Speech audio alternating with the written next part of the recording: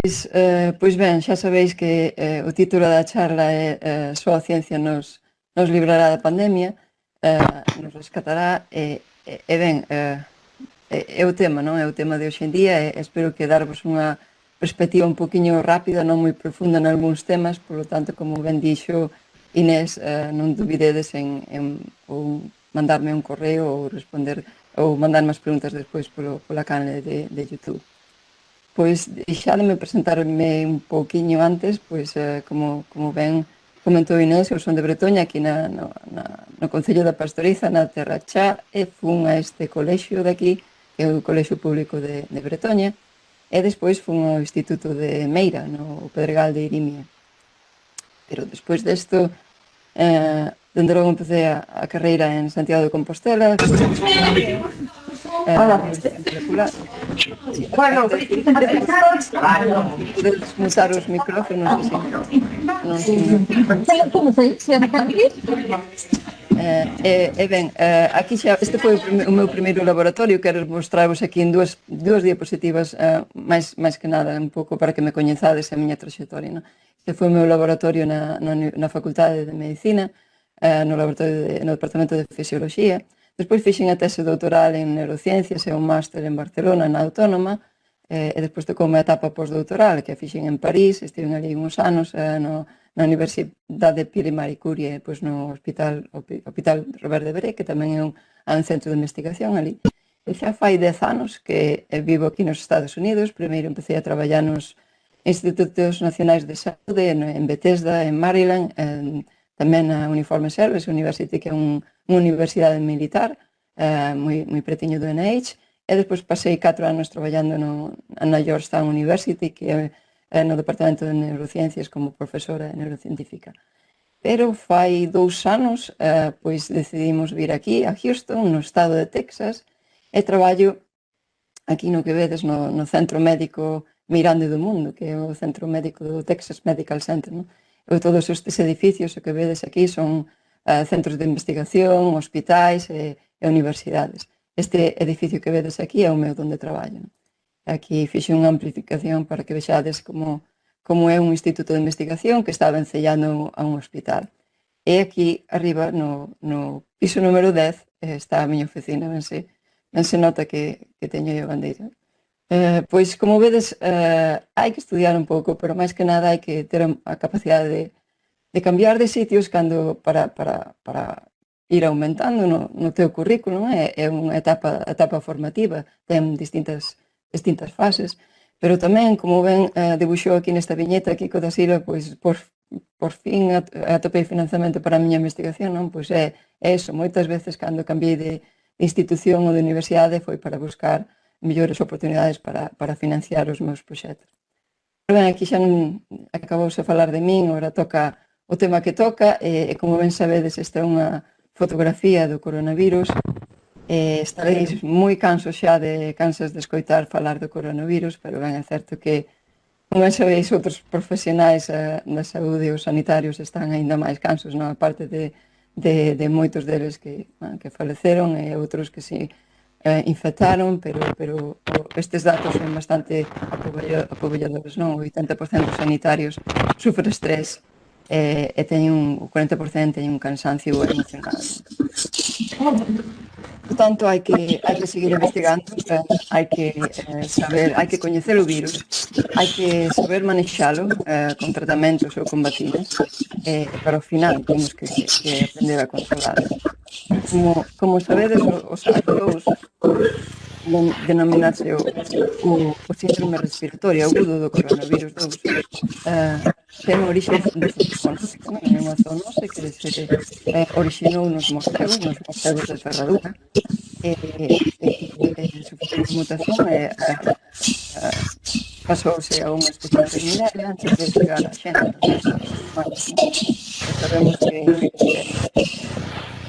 sí, porque vos podemos utilizar os micrófonos, así non hai veciños. Pois non sabemos exactamente cal é a especie intermediaria, pero pode que o pangolín sexa unha delas, porque descubriuse que o xenoma do virus é un 96% de similitude Ben, este é unha familia dos coronavirus que se o SARS-2 non é a primeira vez que pasa, non? Isto xa como vedes hai moitas máis zoonosis que pasaron dos morcegos ou outro tipo de animal que o virus mutou a unha especie intermediaria e despois conseguiu infectar a xente. Por exemplo, se ben sabedes que o SARS-2 que aconteceu no 2002, pois tamén se conseguiu pasar aos humanos o MERS que aconteceu no 2014. E ben, como ben sabedes, este o SARS-2 foi a primeira vez identificado na provincia de Wuhan, en China, en decembro do 2019, daí ben o nome a COVID-19, e orixinou esta pandemia a nivel mundial, convertíndose nunha emerxencia sanitaria de alta importancia. Non? Esta foto fixena fai unhas horas, estes son os datos que temos na actualidade, como vedes hai 54.000 infeccións, non? Contaxios, e máis de 1.300.000 mortos. Estes son uns datos moi impresionantes, depende por países, van variando, pero ben, estamos a uns niveis bastante exagerados, non? Para considerar que isto é unha gran crise da saúde. Non? Isto xa o víamos en marzo, non? Xa sabíamos que este virus non era como a gripe, xa había bastantes incidencias en canto aos virus, non? Se vemos as características do virus da gripe, o número reproductivo, pensábase que era, e de feito é moito máis baixo co do SARS-2, co da COVID, tamén algo moi importante para que nos fixo pensar que era moi distinto é o período de incubación, non? Que na gripe é de 1 a 4 días, e na COVID ven de 2 ou 4 a 14 días. E dende logo, non? A taxa de hospitalización xa se veu que o da COVID supera moitísimo. Por lo tanto, houve que tomar estrategias, había que baixar a curva, había que tomar medidas de saúde para previr isto. O primeiro que nos dixeron foi lavar as mans, e con razón, porque é a maneira mellor, máis eficaz de inactivar o virus. Como vedes, esas proteínas de espiga co xabón desaparecen e así o virus non pode infectar as células. Non? A parte tamén se fixeron ordes de distancia física, prohibidas as reunións públicas, pasamos ás fases de confinamento e ata o final que a curva se baixou, cando a capacidade do sistema de saúde pois non só foi sobrepasada e pudemos controlar. Foi daquela xa en marzo que aquí en Houston empezamos a falar algúns científicos entre nós a ver como podíamos afrontar esta enfermedade descoñecida e en que podíamos aportar. Empezamos a reunirnos dunhas cantas institucións da NASA, da Rice University ou de Baylor, e despois xa se uniron moitísimas máis, non só en Estados Unidos, tamén en todo o mundo. E creamos esta asociación, este consorcio que é o Equipo Internacional de Investigación da COVID. Organizamos varias conferencias, a primeira foi en abril do 17 e a segunda xa foi en xullo, e aquí tivemos a oportunidade de invitar os científicos máis relevantes da COVID que están traballando ben nas vacinas ou ben en tratamentos do plasma ou ben ou mesmo en medidas na transmisión. Fomos bastante afortunados a organizar este simposio que viuse en todo o mundo e tivo moi boa acollida. E ben, como sabedes, este virus ten unha secuencia xenética do virus que se secuenciou xa en xaneiro en China, e agora sabemos que hai como 3 cepas primordiais que se empezaron a expandir, non? Que en distintas rexións e con distintas mutacións, digamos. O ser un virus viral, obviamente muta. Un virus de ARN, perdón. Este foi o primeiro traballo que publicamos como resultado neste consorcio, e descubrimos que os patróns de polimorfismos de un só nucleótido variaban. Isto é dicir que cada vez que se transmite o virus existen pequenas variantes que cambian, e ben, isto é moi importante para coñecer os datos, como funciona a transmisión ou como o virus pode variar e mutar para poder controlar o mellor. E ben, cal é a estrutura do SARS-CoV-2 e como se entra nas células? Vou vos dar uns cantos puntos de vista un pouco xerais, pero para que teñáis unha idea os que non nos seipáis, pois o virus ten esta especie de morfoloxía de coroa, pois se chama coroavirus, e ten estas membranas, estas proteínas da membrana, que é o que ben chamamos espiga, e se miramos dentro temos un núcleos da cápside, temos unha membrana, unha envoltura, e principalmente dentro temos o ARN, o xenoma viral. Estas espigas teñen esta morfoloxía, está en continuo movimento, non é unha estrutura estática. Isto fai que se unan os receptores da enzima converxente da angiotensina 2 que temos nas nosas células, en moitos tecidos do noso corpo. E esta proteína de espiga é a principal, digamos, diana que temos que bloquear para que non se produzca a infección. E como isto ocorre? Pois como vemos contei, non? O coronavirus, por estas proteínas de espiga, interactúa con estes receptores, por endocitosis entra dentro da célula, libera o xenoma viral, este xenoma tradúcese, replícase e produce as proteínas que forman as estruturas do virus, non? E tamén replícase o xenoma do virus por multitud de veces dentro das células. Despois estas proteínas encapsúlanse, non sei se sabedes as partes da célula, o retículo endoplasmático, pois é ali onde se generan, e no aparato de Golgi empezan a formarse os que son as vesículas, xa que a estrutura viral e co virón maduro listo para liberarse das células por estocitose e replicarse, non? Aquí vedes a célula como se multiplican os virus dentro, e depois como se lisa, se morre a célula e os virus se expanden por todo o corpo, están listos para atacar outras estruturas.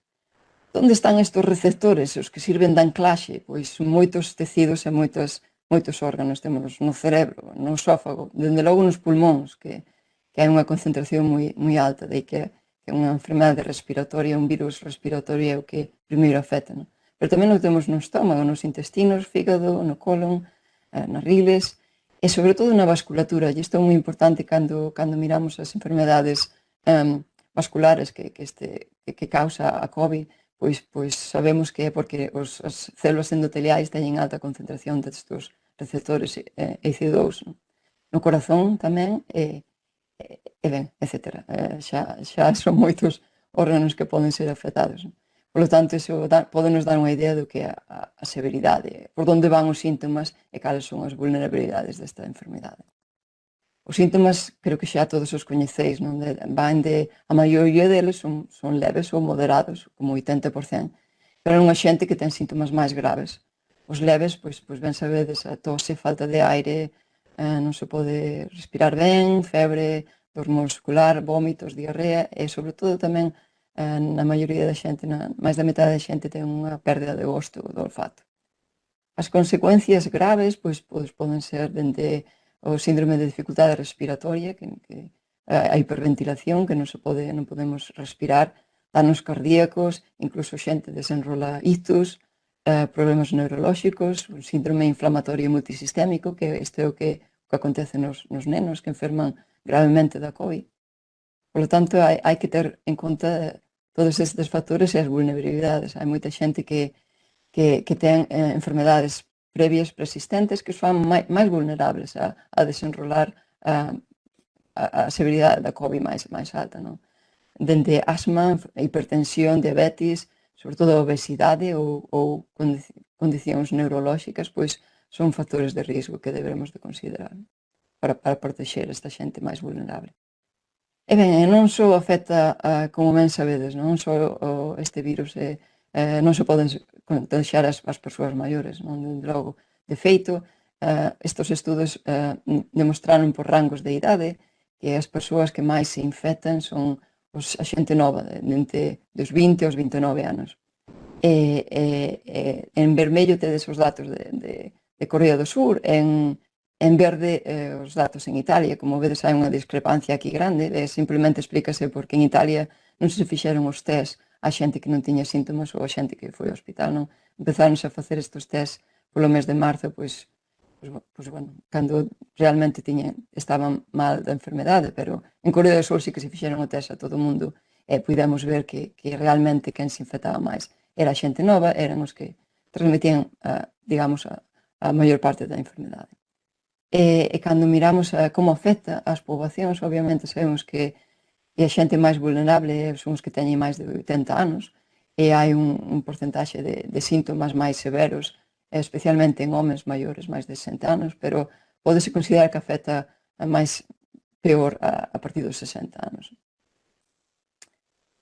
E ben, cales son os efectos? Os efectos, por exemplo, no sistema nervioso, efectos neurolóxicos da COVID.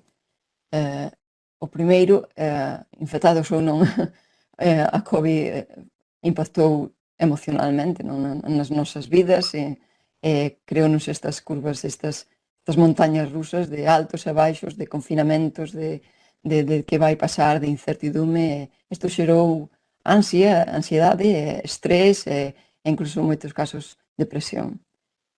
Pero ben, tamén ocorre unha neuroinvasión. Cando nos infectamos do virus, o virus tamén pode afectar as neuronas no cerebro, como veis aquí, que estes dos artigos que escribín para que se publicaron en Ciencia e tamén nos Diario, pois explicaban un pouco como o virus invade o cerebro. O virus pode unirse a estes receptores de AC2 que como ben vos dixen, están na maioría das células e tamén nas neuronas, nas células gliais. Os primeiros síntomas que nos fixeron indicar que había unha neuroinvasión era por unha perda de gosto do olfato. Tamén afecta a enfermedades cerebrovasculares. Veis nesta foto aquí un vaso cerebral cun trombo de unha persoa que está sufrindo a COVID, entón poden causar trombos e danos máis severos. O síndrome de Guillain-Barré, que é un sistema inmunitario que ataca os nervios, pois tamén isto é moi raro, rarísimo, pero xa se describiron casos de persoas da COVID que o desenrolaron. Encefalite, como veis aquí este cerebro, pois hai zoas inflamadas do cerebro, non? Que é bastante mal, grave, pero por sorte afectou a un porcentaxe da población ata o momento moi baixo, pero pode ser. Enfermedades neurodegenerativas, observouse unha pérdida de mielina en algúns pacientes, cambios na estrutura no cerebro, e o que non sabemos moi ben é como isto vai repercutir a longo prazo, pero bueno, por outras enfermedades virais tamén podemos predicilo, non? Trastornos da conciencia. Estes son os maiores estudios e o que están salindo agora, e a xente recuperada da COVID, pois que ten problemas cognitivos meses despois. Non se poden enfocar nas actividades que están facendo, durante o período de hospitalización sufriron delirios ou psicosis, e todos estes consideranse problemas neurolóxicos. Se os poñemos todos xuntos, dende os máis leves aos máis graves, estamos falando de un 40 ou un 60% das persoas hospitalizadas da COVID sufriron un tipo de problemas neurolóxicos. Estes son os traballos que tamén evidencian que o virus atravesa os capilares. Este é un vaso sanguíneo no cerebro, e como veis aquí nestas puntiñas, isto é a proteína da espiga, que os explicaba antes, pois como se marca e como se detectou dentro do cerebro. Estos son fotos dos cerebros das autopsias dos pacientes que faleceron da COVID. E viuse que había unha neuroinvasión. E máis aquí, estas son na corteza cerebral, isto que veis aquí é unha neurona, e en marrón está teñido o que é a espiga do virus, é dicir, que había invasión do virus nas neuronas. E isto é unha das patoloxías que aconteceu, todas estas partículas do virus pois xeraron o que eran estas zonas isquémicas, se chaman, que sería o que cando desenrolamos un ictus. Tamén pode causar Alzheimer. Esta é unha hipótesis que non está moi descabellada, porque sabemos que esta inflamación crónica, e sabemos por outras enfermedades virais, pode aumentar o risco de desenrolar patoloxías neurodegenerativas, porque hai unha inflamación que pode aumentar que haxa máis placas amiloides no cerebro, que é o que causan este tipo de demencia. Flora intestinal tamén é moi importante, é unha das líneas de investigación que levamos a cabo no meu laboratorio aquí en Houston, e porque empezamos a pensar que podría ser interesante miralo, foi porque sabedes que nas fases da COVID hai unha fase de infección que é unha disfunción intestinal en máis da metade dos pacientes. Ten problemas de dor abdominal, vómitos, todo tipo de problemas gastrointestinais, incluso anorexia en algúns casos. E nesta fase temperá hai unha alta carga viral, pero non temos problemas respiratorios, polo tanto moita xente non sabe realmente se ten a COVID ou se infectou da COVID ou de outra cousa. Polo tanto, os primeiros síntomas eran síntomas gastrointestinais. Despois, na fase tardía, os síntomas gastrointestinais remeten e aparece a hiperventilación, a tose, a febre e todos os síntomas máis relacionados, máis comuns que a COVID. E que pasa dentro do noso bandullo, dos nosos intestinos, no estómago, cando estes problemas intestinais? Pois hai inflamación e a microbiota intestinal, que son as bacterias que nos axudan a facer a digestión, pois altéranse e cambian, unhas desaparecen, morren e outras aparecen, as máis inflamatorias, e o que fan é agravar a inflamación. Tamén sabemos que o SARS-2 pode atacar estes receptores. Por lo tanto, é un foco interesante para tratamentos e outros temas. Foi esta a meirante razón de que despois publiquei este artigo e empecé a analizar que foi feito ata o momento en relación á flora intestinal, e apareceron uns traballos que decían que o 60% dos infectados tiñan estes problemas intestinais, estes levaban a cambios na flora bacteriana. Foi esta razón que empezamos a analizar isto nos pacientes da COVID que temos aquí no meu hospital, e tamén en colaboración con outros hospitais. Por exemplo, temos unha colaboración con un hospital en Argentina, e o que tratamos de mirar é facer un estudo de se a flora, analizando a flora bacteriana en todas as fases da COVID, podemos predecir a severidade da COVID. E máis, se tratamos a flora intestinal, é dicir, se repoñemos as bacterias que son perxudiciais e as cambiamos por bacterias boas, pois podemos reducir a inflamación unha vez xa infectados. Pois son dúas hipótesis que estamos traballando nelas e estamos tendo resultados bastante positivos a ver no que nos leva. Pero polo momento o que podemos facer é alimentarnos ben. Unha dieta rica en probióticos axuda as bacterias boas, as bacterias que nos reforzan o sistema inmune, como son os bifidobacterium ou os lactobacillus, e tamén as vitaminas A, D, C, todas as vitaminas, os ácidos grasos, omega 3, todos estos axudan a unha resposta antiinflamatoria. Pois no caso de infectarse, pois a severidade da COVID podería ser se temos unha flora intestinal e unha dieta sana, que axuda a aumentar a diversidade. Dadevos de conta, este que é un dato verídico, non? Que o 80% dos pacientes que precisaron hospitalización para COVID, pois tiñan deficiencias de vitamina D. Por lo tanto, é moi importante, agora máis que nunca, comer sano. Ben, quería vos comentar tamén que pasa cos asintomáticos, que é unha grande pregunta, non sei se escoitades nos medios de comunicación, que hai xente que se infecta da COVID e que sen ningún tipo de síntomas, e que isto significa en relación á carga viral. O virus ten un sistema, un mecanismo de camuflaxe que pode infectar as persoas e non desenrolar ningún tipo de síntomas. Eso estás investigando eso e hai moitos artigos xa que apuntan esa hipótesis. E sabemos, este é un porcentaxe bastante real por todos os estudios que se levan feito, que alrededor do 40-45%, a metade da xente que se enferma da COVID non presenta ningún tipo de síntomas. Pasa a COVID sin ningún tipo de síntomas, sobre todo a xente nova, non? Pero, ben, desafortunadamente non temos moitos estudios, pero o que sí que sabemos é que este é un traballo que se publicou en Nature Medicine, e vedes que a transmisión das persoas que teñen síntomas e as que non teñen síntomas é moi similar, incluso é maior nas persoas que non teñen síntomas. Isto vai de acordo coa carga viral tamén. As persoas sin síntomas teñen igual ou máis carga viral, máis concentración de partículas víricas que as persoas con síntomas. Por lo tanto, aquí está a cuestión máis importante, non? Que temos que detectar mediante as probas estas persoas que non teñen ningún tipo de síntomas, porque son os que están contaxiando, ou contaxian sin saber que están enfermos. Que tipo de probas necesitamos para saber isto? Que tipo de infectividade existe? Existen moitas probas, e ben xa sabedes, ou moitos de vos xa coñecedes, que ben están as probas dos antíxenos que detectan a partícula da espiga.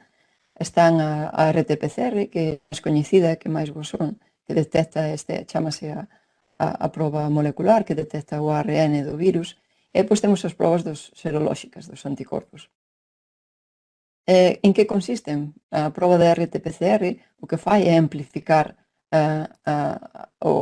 purifica o ARN do virus, primeiro rompe, lisa o virus, purifica o ARN, amplifica e converte en ADN, e depois podemos visualizalo por un sistema de ciclos, non, de amplificación. É isto que nos dá a magnitude de canta carga viral podemos ter no corpo unha vez infectados. Despois, tanto como dos anticorpos, é un ensaio de proteínas que o que fai é detectar, isto aplica ás persoas que pasaron a COVID que están recuperadas, e o que fai é detectar os anticorpos que produciron. É unha proba rápida que consigue os resultados en poucos minutos, e o que fai é iso, pos aquí unha gotiña de sangre, detectache os anticorpos que tes ou a hemoglobina H ou a M que xeneraches unha vez recuperado. Ben, hai que entender estas probas moi ben en relación ás fases da COVID, no? Como o virus se amplifica. Aquí vemos que existe un máximo de carga viral, perdón, está se movendo moi atrás, e as probas da RT-PCR detectanos positividade cando hai unha carga viral o virus aparece nos niveis bastante altos despois dun período de incubación.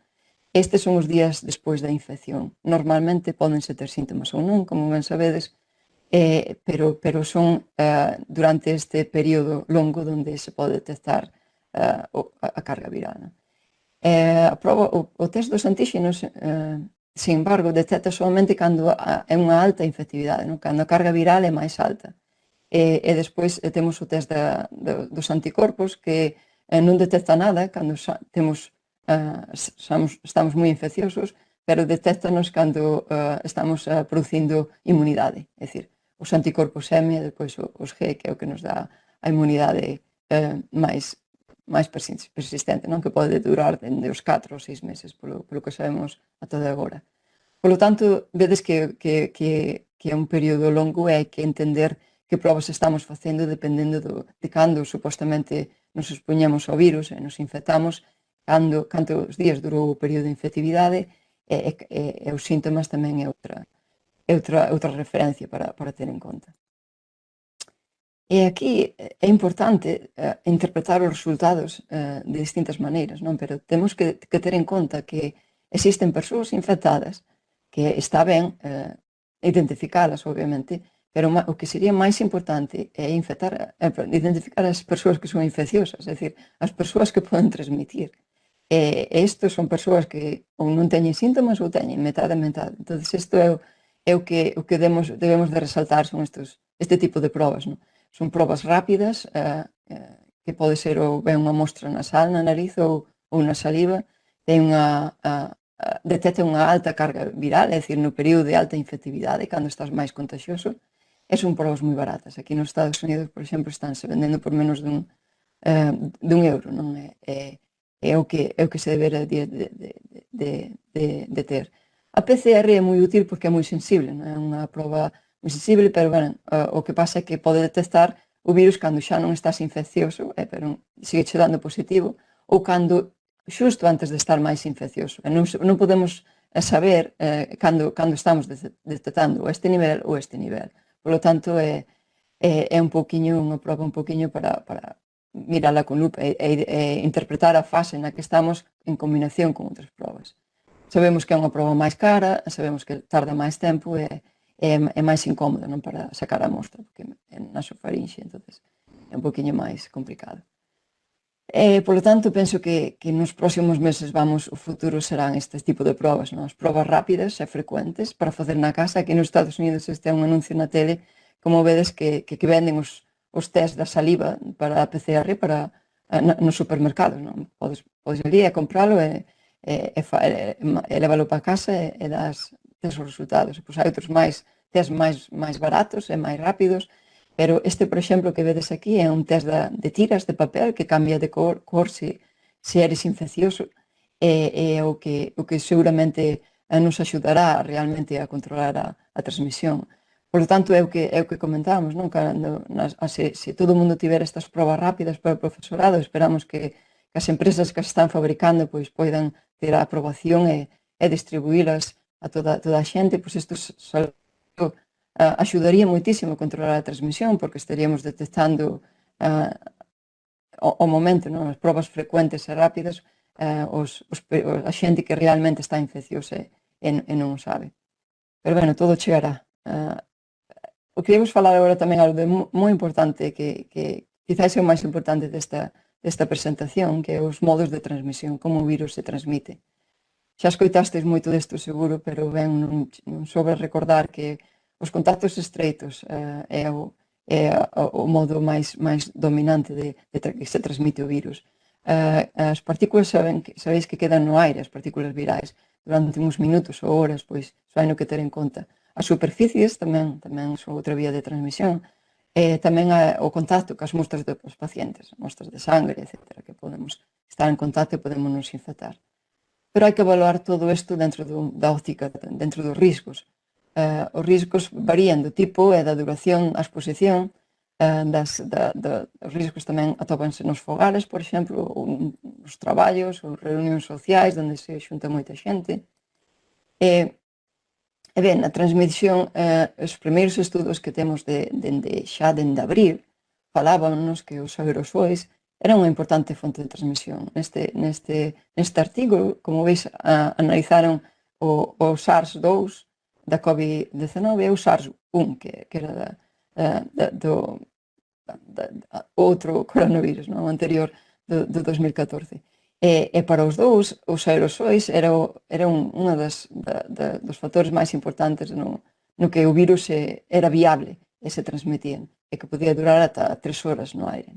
No cobre, por exemplo, que era superficies, pois disminuía ás 8 horas, no cartón aos 2 días, no acero inoxidable aos 72 horas, ou no plástico aos 3 días. Hoxe en día temos máis estudios, este é un traballo de abril, pero hoxe temos máis estudios, e que podemos dicir é que as superficies non son tan importantes para a transmisión, pero obviamente axudan, e xa se demostrou que lavar as mans representa un 16% de reducción no risco de transmisión. Pero indudablemente queda máis dun 80% de transmisión que probablemente seña pola transmisión aérea, non polos aerosois. Pois como funcionan esta transmisión? Temos varias teorías, e isto é o que se estableceu categóricamente, xa está máis que aceptado, que existen dos tipos de transmisión, ben polas gotas balísticas ou estas gotiñas que quedan suspendidas uns segundos no aire, pero despois caen ao chan, e despois quedan outras partículas ainda máis pequeniñas que poden pasar dos 6 metros e que son os chamados aerosois. Por lo tanto, sabemos que a transmisión por gotiñas son estas partículas que son maiores a 300 micras, pois coa distancia social, a distancia física é suficiente, chega para evitala. Entón, mantendo unha distancia, sabemos que estas gotiñas non van ser infecciosas se hai esta distancia social, pero os aerosois, por exemplo, é outro tipo de transmisión destas partículas ainda máis pequenas, menos de 100 micras, e que quedan en suspensión durante horas no aire. Por lo tanto, é o que representa o verdadeiro risco. Este artigo é moi interesante, publicou no País, seguramente que xa o vistedes, pero non podía deixar de poñelo, porque representa moi ben, é moi gráfico, representa moi ben o que pasa, o que acontece. Unha persoa infecciosa da COVID, sen máscara e calada durante determinado tempo, pode desprender, como veis estes puntiños aquí naranxa, son partículas virais infecciosas, ata unha hora, esta concentración de partículas. Pero cando fala, esta concentración multiplícase por 10. E cando canta ou grita, estas partículas infecciosas multiplícanse por 50. E isto depende moito tamén do tempo, non? Depende de canto tempo esta persoa está falando, berrando ou calada. Por lo tanto, temos que considerar isto como un risco importante. E ben, isto non é novo. Hai xente que dedicou toda a súa vida a estudiar a transmisión dos virus respiratorios, e tamén nos nenos, que sodes rapaces que transmitides os virus moi eficazmente por todas as enfermedades virais. E hai epidemiólogos e estudiosos, por exemplo, aquí temos o Dr. Milton na Universidade de Maryland, que o levan estudiando fai tempo, non? Sobre todo o virus da gripe. Aquí tedes esta miña filla no ano 2018 que estaba a participar nun experimento no laboratorio do Dr. Milton sobre a eficiencia da transmisión das partículas virais por parte dos nenos e nenas en forma de aerosois infecciosos. E demostrouse que era moi posible. Entonces, alerta a isto, e como non se sabe moi ben, o COVID-19 é unha enfermedade nova, e hai que desde o principio a transmisión, pero isto era unha evidencia bastante importante. Pois o Dr. Milton, xunto con outros 239 científicos, escribiu esta carta, foi dirixida á OMS para alertar que realmente a transmisión polos aerosois era moi importante, supoñería un risco importante e, polo tanto, habería que tomar medidas de ventilación para evitar e disminuir estes riscos. E que sabemos das infeccións? Se os nenos, seguramente escoitástedes que os nenos non infectan menos, os estudos científicos non din isto. Este é un dos primeiros estudios que houve por parte de Christian Dorsen, que é o asesor científico do goberno alemán, e ele fixo esta investigación co seu grupo, onde mirou a carga viral de distintos grupos de idade.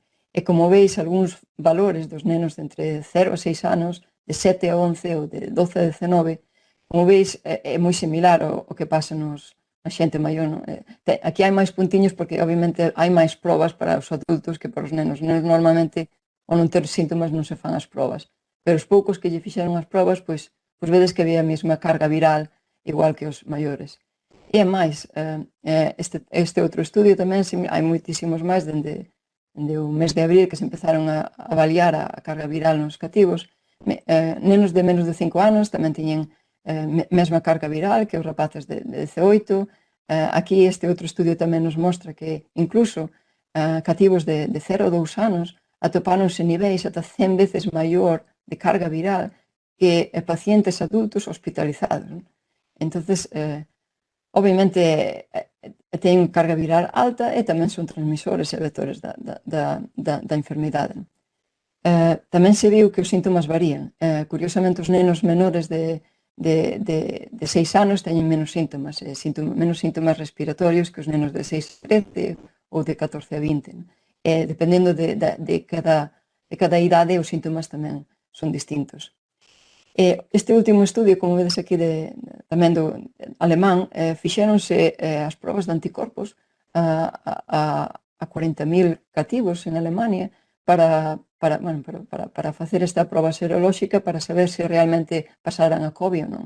E sorprendentemente detectáronse ata 6 veces máis de cativos que se pasaran a COVID e que non foron detectados, que non se identificou que realmente que a pasaron, porque pasaron con síntomas leves ou sin síntomas. Por lo tanto, a carga viral e os seus períodos na transmisión é o máis importante. Por sorte, se algún ten este virus é que os cativos afectados moi pouco, pero ben, iso non quita que a xente nova forma parte desta caída de transmisión. Por tanto, hai que tomar precaucións e o virus, dende logo, hai que ventilalo e hai que protexernos o mellor que poidamos. Que podemos facer? Pois evitar interiores cando a xente non ten máscara, hai que evitar a proximidade cos contactos, hai que evitar multitudes, moito tempo nun sitio, mala ventilación, non levar a máscara, iso xa, sin dúbida, falar alto ou berrar ou cantar, isto sabéis agora que aumenta bastante a carga, as partículas virais infecciosas. E que temos que facer? Pois isto máis importante, levar a máscara e axustala ben á cara para que non existe este desprendemento. Despois hai que facer actividades o máximo posible fora, temos que mirar os sistemas de ventilación e limpar o aire, ou ben nas casas ou nos centros, usar sistemas de filtración ou ben os ultravioleta ou os filtros HEPA para saber se un interior está moi cargado ou pouco cargado, pois deberemos de medilo con usar estes medidores de CO2, tal como os expertos en transmisión de virus nos recomendan. E ben, isto xa o sabemos agora, pero non teño toda esta información fai 100 anos ou nos anos 30. Aquí, como vedes, estas son as escolas en moitas partes de Europa, en París, en Alemania. Como vedes, eran fora. As aulas eran exteriores ou tiñen estes ventanais enormes porque sabían que as enfermedades víricas, pois que a ventilación era o máis importante. Sabían que a transmisión reducíase cando a ventilación era así, non? Pero hoxe en día tamén o sabemos. Xa vedes, estas son fotos que collín de escolas abertas en moitas partes do mundo. Aquí, este de aquí é aquí en Houston, está un campus universitario onde crearon estas aulas exteriores con sistemas de filtrado e para moi poucos alumnos, non? É o sustituto das aulas normais. Ben, as actividades que están facendo nas aulas nos exteriores. Esta foto, por exemplo, é do Colexio de Pastoriza no Instituto de Pastoriza na provincia de Lugo. Pero ben, non sempre se pode estar fora, eso xa o sabemos e vos tamén o sabedes en Galicia, non? Por lo tanto, é moi importante que nas aulas se tomen as medidas oportunas de distanciamento e de ventilación. Volvo outra vez a este artigo rapidamente do País, porque é moi interesante, porque reflexa moi ben o que acontece nunha aula. Nunha aula con 24 alumnos, imaginemos que a persoa que pode ter máis risco de infectar é o mestre, porque é un adulto, porque fala, porque é a persoa que ten que interactuar máis, incluso moitas veces berrar seguramente. Por lo tanto, se o profesor ou o maestro está infectado, supón un alto risco. E se non ten máscara, e ningún dos estudiantes ten máscara, pénsase que se poden infectar no período de 2 horas a metade da clase. Tomando medidas, é dicir, todos con máscara, que é o que se está facendo afortunadamente, pois dos 24 alumnos só 5 se infectarían. Pero o que sabemos é que se existe ventilación, ainda que o profesor este na fase viral máis infecciosa, pois hai o risco de que un se infectaría, un dos alumnos, porque todos levan máscara e o virus ventílase e vai aos exteriores. Por lo tanto, esta é unha referencia bastante boa para ter en conta da importancia da ventilación. Isto xa o recolleu o Ministerio neste informe que xunto co profesor Jiménez, que coordinou, e outros expertos en aerosois, pois o redactaron e poderlo tomar como referencia porque está moi ben escrito. Ben, isto é o que hai que seguir, non? Hai que fomentar os espacios exteriores, hai que ventilar, hai que usar purificadores e humificadores, controlar a temperatura, distancia social, o máis importante, as máscaras tamén, e reducir o tempo das clases. Isto deducirono tamén aquí nos Estados Unidos. Aquí sabedes que as clases son presenciais ou virtuais. Isto determinouse por uns expertos en saúde pública, epidemiólogos e outros expertos en transmisión de virus, que diseñaron un protocolo que foi publicado pola Universidade por institutos de Harvard, que establecen distintos niveis na hora da apertura das escolas. Nivel 4, que é o máis verde, cando a incidencia comunitaria, é dicir, cando os riscos locais eran moi baixos. Neste caso, poderíase abrir as clases 100%. Nivel 3 o amarelo, cando a transmisión comunitaria era aumentaba un pouco, entón a capacidade das aulas tiña que reducirse ao 50%. Cando xa a transmisión comunitaria, os casos na comunidade eran xa bastante elevados, de 10 a 25 casos diarios, que isto xa é bastante alto, pois a capacidade nas aulas teria que ser o 25%. E como ben sabedes neste país, non de agora, pero non pola pandemia, senón antes tamén, os pais deciden se as clases dos seus fillos son presenciais ou virtuais a nivel legislativo. Ben, se as escolas se abren nestas condicións, o 50% ou 25%, hai que cumprir todas estas reglas. A máis importante é que as mestras, os mestres e os cativos que son vulnerables non poden ir ás clases presenciais. Esta é unha regla que era primordial. Despois, o que fan é tomar distintas alternativas, sistemas de filtrada, abren a ventilación, distancia social, higiene de mans, máscaras, etc. Todas as escolas que abren teñen que ser con estas características. Aquí, por exemplo, en Houston estamos neste nivel 3, están as escolas abertas ao 50%. E cando a transmisión comunitaria é moi alta, obviamente hai que pechar, non se poden abrir. E ben, rapidiñamente quero vos falar das máscaras, non moito porque xa escoitasteis tanto. Isto xa foi no mes de marzo, xa sabíamos que os países que tiñan políticas mandatorias de usar as máscaras, pois tiñan a curva aumentaba, non? Eran Estados Unidos, España, Inglaterra, ao principio que non era mandatorio, entonces o pico elevouse. Os países que sí que recomendaban usar as máscaras, as mascarillas, pois a curva iba baixando. Isto é determinante para baixar a curva, por iso é tan importante que sigamos con este costume que remate. Non? E cales? Esta é a gran pregunta que nos trae de cabeza, é complicado, pero ben, hai que valorar os riscos e hai que valorar onde estamos, se hai ventilación, se non hai ventilación, canta xente. O máis importante é que as máscaras como esta, que pode ser o mellor exemplo, se axusten ben á cara e que non queden espazos polos lados, nin por cerca do nariz, non? Porque é onde sai este aire que ten os aerosois e pode contaminar.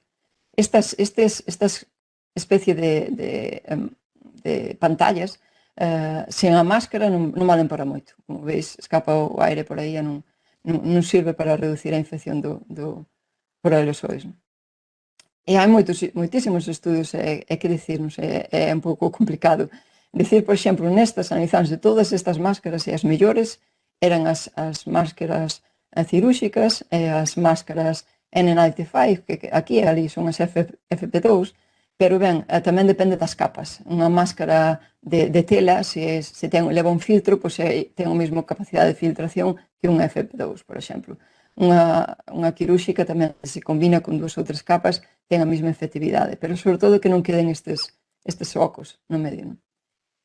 E nos últimos minutiños vou vos falar dos tratamentos e as vacinas e xa vamos rematando. Espero que non vos sexa moi pesado isto. Tratamentos en marzo xa tiñamos 70 e foi algo, o 24 de marzo, cando escribimos este artigo para a Voz de Galicia, xa había 70 tratamentos para COVID que estaban en fases experimentais. Hoxe en día temos xa aprobados algúns, o Remdesivir, a Dexametasona, outros antivirais, están en fases xa aprobadas polas institucións que competen. O plasma convalescente tamén é outro importante, os anticorpos monoclonais que se aprobaron xusto a semana pasada.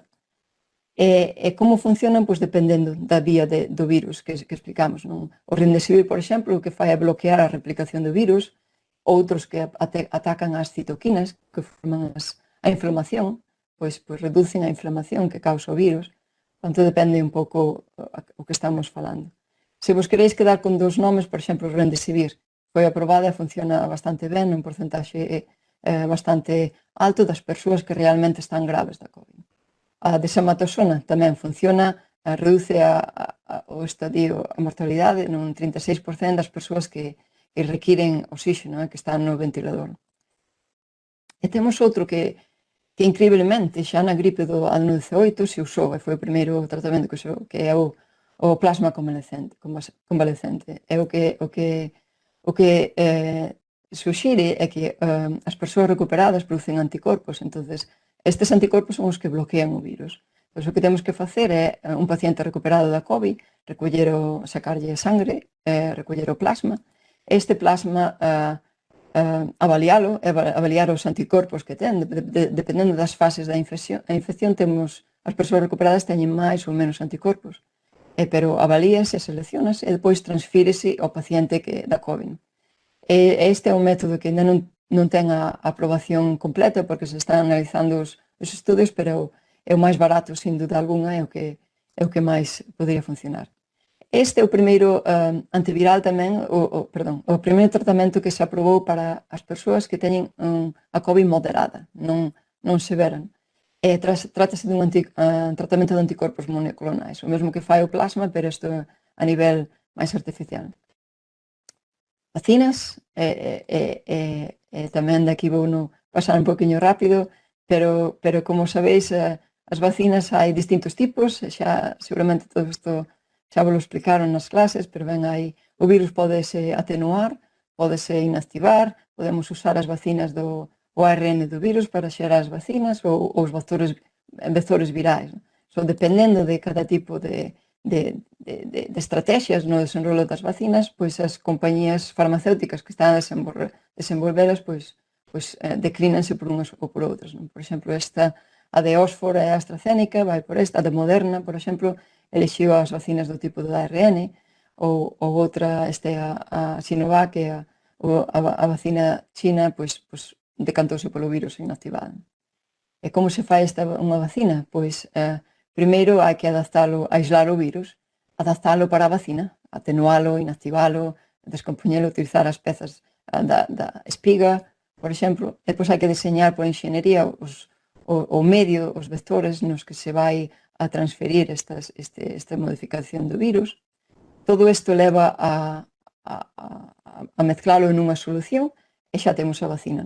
Pero esta vacina hai que testala. Primeiro hai que testala no laboratorio, en cultivos celulares, pois hai que mirar se tóxica, e por iso utilizamos animais de laboratorio, estas son as fases preclínicas, se chama, e hai que mirar tamén se crea inmunidade nestes animais. E pois temos as fases clínicas, que son nas que estamos agora, a fase clínica para mirar se a vacina é segura, a fase clínica 1, que son moi poucos participantes, a fase clínica 2 tamén mira a resposta inmune, e a dose, se a dose é correcta ou non. E daqui estamos falando de 100 a centos de participantes. E na fase clínica 3, que é a última, pois xa estamos falando de miles de participantes. Isto o que fai é alertarnos se hai algún risco ou algún inconvinte, non? Pero basicamente analiza a seguridade desa infección. E finalmente a produción. Precisa ser aprobada por un control de calidade. E ben, estas son as vacinas que hai hoxe en día, que están a punto de sair na primavera, algunhas delas como a de AstraZeneca ou a de Moderna probablemente consigan a aprobación de emerxencia en decembro e empezarán a administrarse nas distintos grupos da poboación pola primavera, verán do ano que ven.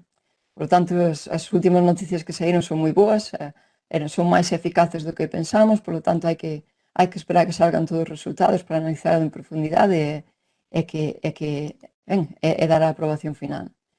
Se vemos esta imaxe de febreiro, cando a doutora María Bottazzi, que é unha investigadora que traballa xusto diante do meu laboratorio aquí en Houston, traballa no Baylor, pois acaba, isto era saía na televisión anunciando que ela tiña a vacina, a posible vacina para unha das vacinas para a COVID, pero que estaba no congelador, estaba ali estancada dende fai anos e que necesitaba $3 millóns para crear a vacina, para empezar os estudios de toxicidade e todo. Pois ben, isto saiu na tele e, os 2 ou 3 días xa tiña os 3 millóns no laboratorio. Estas cousas pasan así en Texas. Hoxe en día a súa vacina é a que se vai administrar na India, non? Ten un acordo co goberno da India, é unha das vacinas máis baratas que hai e tamén está na fase 2, clínica 2, é unha das máis prometedoras.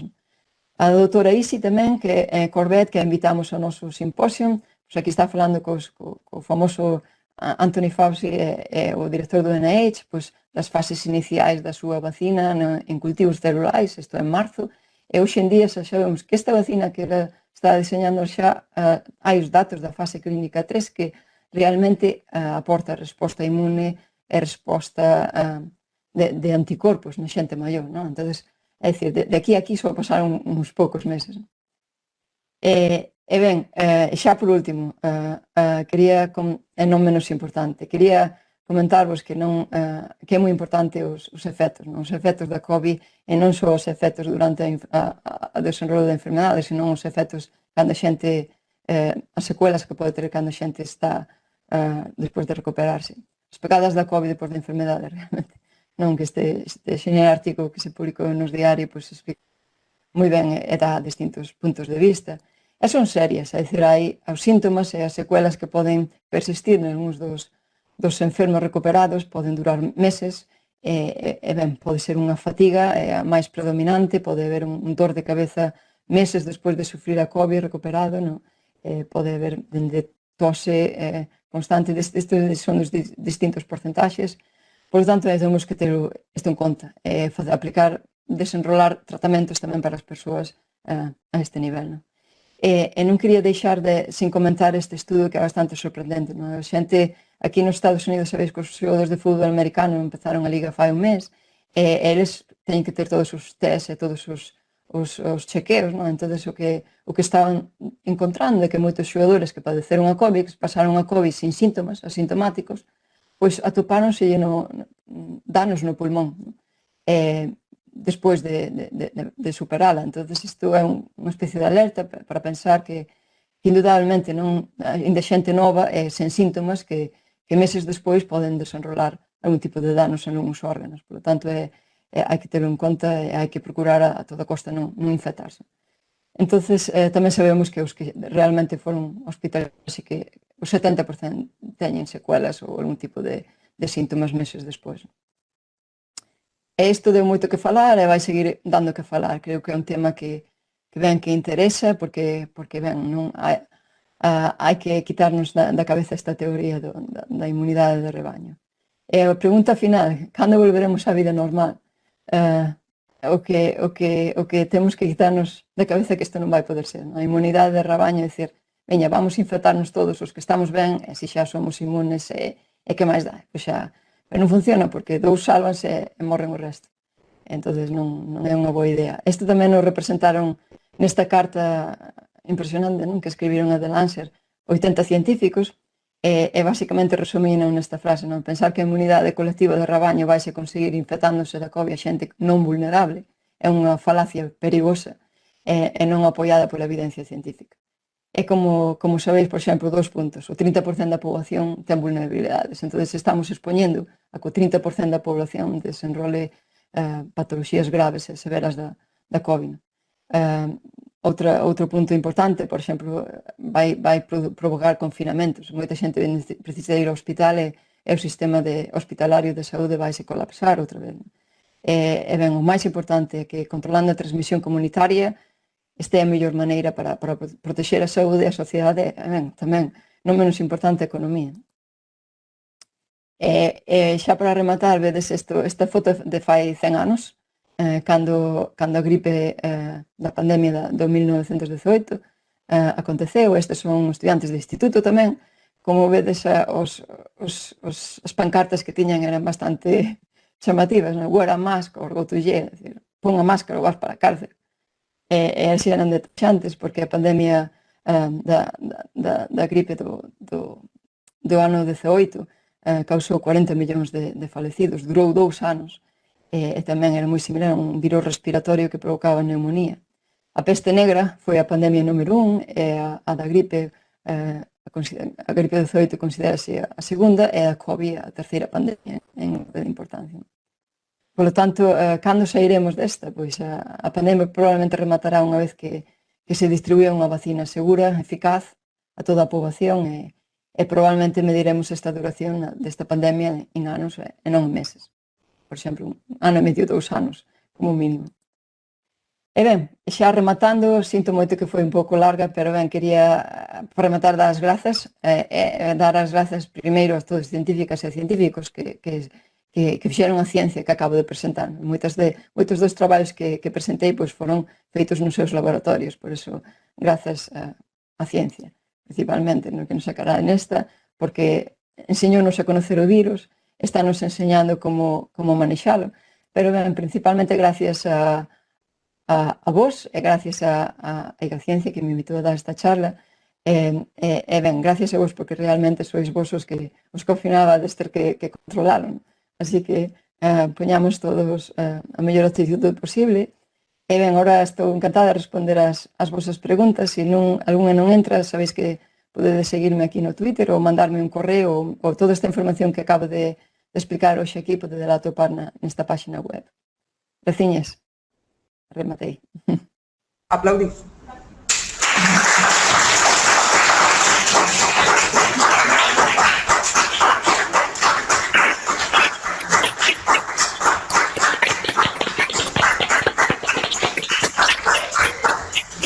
Muchas gracias, Sonia. Foi unha síntese espléndida e ademais, a pesar do duro que é o tema, as gráficas eran impresionantes e as imaxes igual. Estamos intentando dados nos dicen que Toies de Milladoiro no seu traballo en neurobioloxía. Pode decirnos se xa se poden reproducir neuronas? Producir neuronas. Sí, hai... Sí, eso é moi boa pregunta, porque, dende logo, para recuperar os danos cerebrais, pois, incluso os danos, estas neuronas que vedes que están invadidas polo virus, que morren, pois hai que reemplazalas. E hai moitos estudios de células de proxenitores e de células nai que se diferencian a neuronas e poden reemplazar estas neuronas. Isto faise in vitro, hai moitos estudos tamén a nivel preclínico e esperemos que se poden aplicar a nivel clínico. Isto, sin dúbida alguna, para os danos cerebrais é o futuro, poder reemplazalas, sustituílas por neuronas novas e que establezcan conexións con outras neuronas. Moi boa pregunta. Pois a maioría deixaste todos sin palabras, porque a maioría están simplemente que moito agradecendo a túa charla e a túa espléndida exposición. Coméntanos unha pregunta. Só lles pido disculpas porque foi demasiado larga, pero ben, quería dar un toque de todo. Pregúntanos desde o IES de Meaño en Pontevedra a posible pérdida de memoria producida pola COVID-19 é permanente ou reversible? Eso é tamén moi boa pregunta. Hai o que os neurocientíficos neurólogos chamamos unha néboa cerebral, que este é un dos síntomas das secuelas das persoas que sofreron a COVID. E isto é moi frecuente. Non sei se alguén se escoitastes, pero ben teñen esta pérdida, están confusos e olvídense de todo, non poden focalizarse en nada. Alguna xente incluso non pode ler un libro, é increíble. E isto espérase que seña transitorio, é dicir, porque pode ser a causa da hiperinflamación. Toda esta resposta inflamatoria causou estes danos temporais no hipocampo e en unhas rexións do cerebro que nos fan que teñamos esta pérdida de memoria temporal. Despois pode haber outras secuelas máis a nivel crónico, pero afectaría, por exemplo, a xente maior, a xente que sofre Alzheimer ou demencia, que xa se demostrou que a COVID agrava esta pérdida de memoria, acelera os procesos neurodegenerativos. Isto xa sería a nivel crónico, entonces, desafortunadamente non hai tratamentos a todo agora para isto. Tamén temos curiosidade polo papel das células da glía. Sí, isto é moi interesante porque pensade, os receptores estes da COVID, os ACE2, pois están expresados no cerebro, pero principalmente nas células da glía e non nas neuronas. Por lo tanto, cando empezamos a pensar como isto se podería, como se o virus realmente afectaría o cerebro, pensando que atacaba as neuronas, pois non estamos moi preocupados porque sabemos que a expresión destes receptores nas neuronas é moi baixa. E o que realmente afectan é as células da glía, os oligodendrocitos e os astrocitos, a microglía, que teñen máis concentración destes receptores. E, de feito, sí, afecta aumentando a inflamación no cerebro. Entón, o virus pode atacar máis as células gliais, xa se demostrou, xa se identificou nos cerebros dos falecidos e pode agravar a inflamación. Xa hai tratamentos para isto que se están experimentando, que é bloquear estes receptores nas células da glía e así reducir a inflamación. Oxalá os podamos ter dentro de pouco na clínica. Se unha muller está embarazada e ten COVID, o seu fillo sairá afectado? Saberíalo? Sí, hai algúns estudos xa que na maioría dos casos o virus non infecta o cativo durante o embarazo, entón eso é moi boa, o feito durante o embarazo, eso é moi boa señal, non atravesa a placenta. Pero ben, os casos que se deron de bebés coa COVID foi que se contagiaron logo despois no hospital, ao nacer ou na casa. Sabedes que os nenos xa dixen que non afecta moito, por sorte, pero cando son bebés, os recén nacidos dos 0 ou 1 ano, pois os casos máis severos de de infeccións da COVID foi neste rango de idade, polo tanto é moi importante, non? Vamos, tomar todas as precaucións posibles co recén nacido. Crees que o virus foi creado ou apareceu de xeito natural? As evidencias que temos é que foi produto dunha zoonose, non é o único virus e seguramente vai haber outro. Non? Hai que facer máis investigación a nivel veterinario, a nivel de todas as especialidades científicas teñen que unirse en unha e evitar que isto aconteza. Non? Existe algunha relación entre o virus e os grupos sanguíneos? Sí, esta é unha das vulnerabilidades que xa se analizou e viuse que, por exemplo, as persoas do grupo cero, aquí dicimos cero, en Estados Unidos dices grupo cero, imagino que é o O ou cero, non? Pois que están máis protegidas. E as persoas do grupo A pois, son máis vulnerables, non? Canto a unha resposta inflamatoria. Hai distintos factores que, bueno, tampouco teñen unha vulnerabilidade moi importante, pero sí, xa se foi descrito, non? Bueno, isto non sei se preguntarche porque como eu un campo no que estás metida a fondo, podes nos dar outra conferencia. Os seus últimos traballos coa flora intestinal está obtendo algunha relación entre esta e as enfermidades neurodegenerativas? Ben, non relacionado ca COVID, pero os outros datos que temos de a flora intestinal e enfermedades neurodegenerativas, indudablemente sí. A medida que nos facemos maiores, as nosas bacterias tamén envellecen. Son máis diversas e producen menos factores antiinflamatorios e esta é unha das maiores razóns porque os grupos que se enrolan peor, non? As persoas maiores pois teñen efectos peores, máis severos e graves da COVID e por unha destas razóns é que pensamos que teñen unha flora intestinal deteriorada. E hai incluso experimentos xa a nivel de laboratorio que consisten en reemplazar as persoas con Alzheimer, perdón, o que estamos facendo no meu laboratorio con animais. Entón, pretendemos pasalo ás persoas no hospital que teñen Alzheimer ou demencia, non? Que sufren un tipo de infección. E o que facemos cos animais é pois, reemplazar toda a flora bacteriana dos animais que teñen mutacións ou que son transgénicos para o Alzheimer e meterlle flora bacteriana de ratos, con ratos novos. E o que encontramos é que hai unha reducción na neurodegeneración. É dicir, teñen maior memoria, teñen maior cognición e teñen ralentizase completamente o proceso de Alzheimer.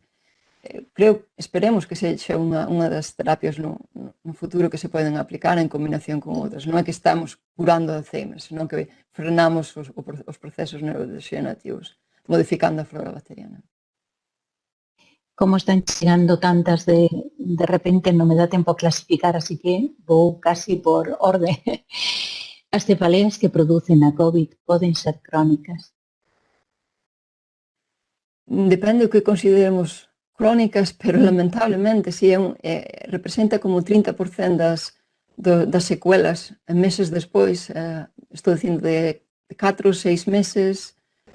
Esta enfermedade empezou fai poucos meses, por tanto non sabemos que pode pasar despois, pero ben, sí, as cefaleas debido a esta neuroinvasión e a neuroinflamación no cerebro, pois é o que está predominando. Sobre todo débese porque como vos comentei, estes receptores de anclaxe do virus atópanse nas células endoteliais que están nos vasos sanguíneos e tamén no cerebro. Entón, ao hincharse ou inflamarse estes vasos sanguíneos producen estas cefaleas e que ven a causa desta hiperinflamación e ben, esperemos que se poidan apaliar nos próximos meses. Non temos datos, máis adiante non se saben.